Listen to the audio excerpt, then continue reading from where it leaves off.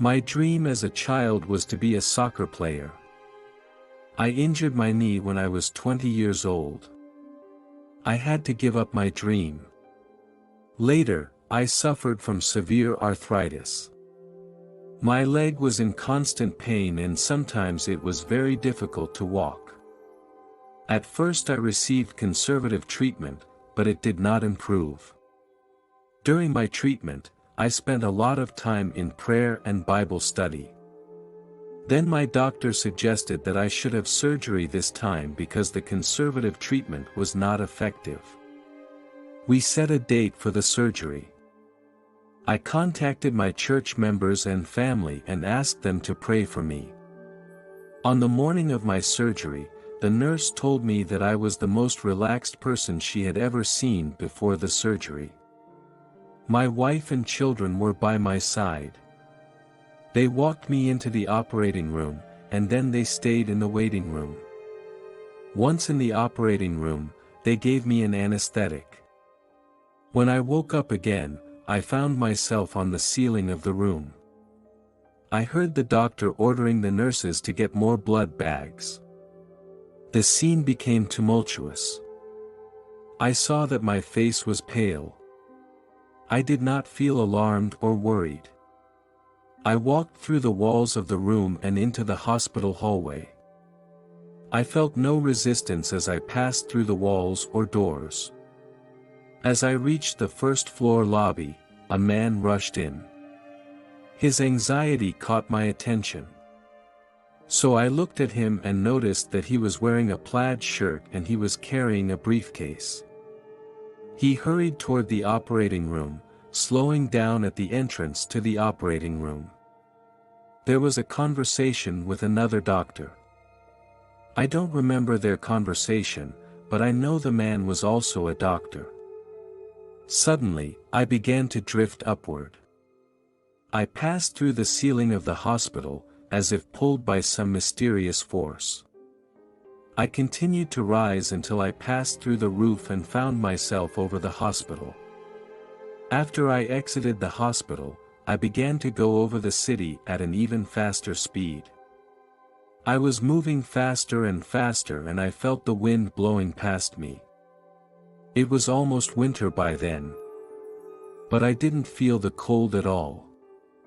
Finally, I entered a cave-like place and there was a small bright light in front of me. I came into the light.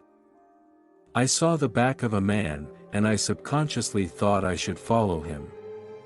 He had very long hair, he was wearing a long white robe of rough material and sandals on his feet. We walked up a flight of steps and before us was a gorgeous idyllic scene. The meadow was covered with bright flowers, which I had never seen before. There was a small river on the prairie. We came to the river and on the other side I saw loved ones who had died. They were gathered together. I saw my grandfather and my brother first. They saw me too, and they were as excited as I was. Then I noticed one person I didn't recognize. I later learned that it was my great-grandfather, who had died before I was born, so I had never met him. I could communicate with them telepathically. I couldn't remember what they were wearing or even what they looked like, but it was definitely their spirit. When I thought about hugging them on the other side, my guide who was leading me telepathically told me that I had to go somewhere else first and that I had to follow him. I followed him around a bend in the road. I saw a Greek-style building in the distance. It was vibrant white. There were many steps leading up to it, with huge columns in front.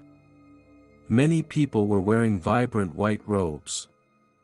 They were milling around outside, going in and out. My guide led me inside.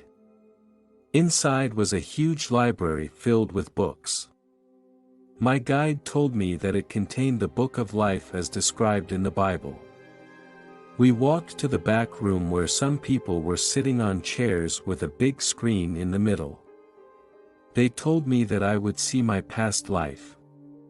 But just as importantly, I was able to experience the impact of my actions on others. After watching, no one came out and criticized me. But I felt a great deal of guilt inside for the people I had hurt.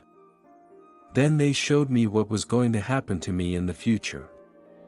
If I choose to go back to Earth, some things will happen and some things will not necessarily happen. I next saw the scene in the hospital where the doctor who operated on me and my wife were talking and the child was sitting on the couch in the hallway. I wasn't able to hear their conversation, I just saw the scene. I saw images of family and friends saying prayers. Each prayer appeared like a note and one after another, stretching toward where I was. I remembered when I was a little boy and I prayed that my grandfather would not die. But my prayers were not answered, and my grandfather died anyway. My children cannot live without their father. As hard as it was to leave this place of love, I knew I had to go back. They told me that the things I had seen would be erased from my memory. If I am allowed to keep those memories, future lives will probably be changed. I would also keep some memories that would allow me to believe that my experiences were real. It wasn't long before I woke up in a hospital bed with my wife and children standing next to me. I knew my experience was real. God's love was with me throughout those weeks. I was in the hospital for 2 weeks. First in the intensive care unit and then in the general ward. I believed I would recover because I knew I was back here for a reason.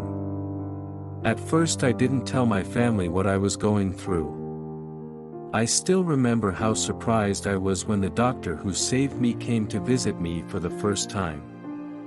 We had never met before that time, and he was the doctor in the plaid shirt. This doctor was very warm and kind. Shortly after I got home, I shared my experience with my wife. I told her, while I was in surgery, I lost so much blood that my soul left my body and walked out of the operating room. I saw the doctor, and I didn't know who he was or why he was there at the time. How he was hurrying towards the operating room and was wearing a plaid shirt and carrying a bag. This surprised my wife. Because at that time, she also saw this doctor in the hallway.